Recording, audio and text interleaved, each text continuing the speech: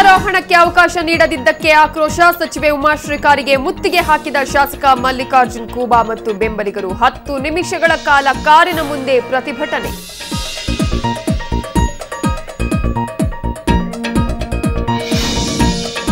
ದೇಶಾದ್ಯಂತ 68ನೇ ಸ್ವಾತಂತ್ರ್ಯೋತ್ಸವ. ರಾಷ್ಟ್ರ ರಾಜಧಾನಿಯಲ್ಲೂ ಕಳೆಕಟ್ಟಿದ ಸಂಭ್ರಮ. ವಿವಿಧ ಜಿಲ್ಲೆಗಳಲ್ಲಿ ಉಸ್ತುವಾರಿ ಸಚಿವರ ಧ್ವಜಾರೋಹಣ. ಬೆಳಗಾವಿ, ಗುಲ್ಬರ್ಗಾ, ಬಳ್ಳಾರಿ, ಮಂಡ್ಯದಲ್ಲಿ ಮನೆ ಮಾಡಿದ ಸಂಭ್ರಮ.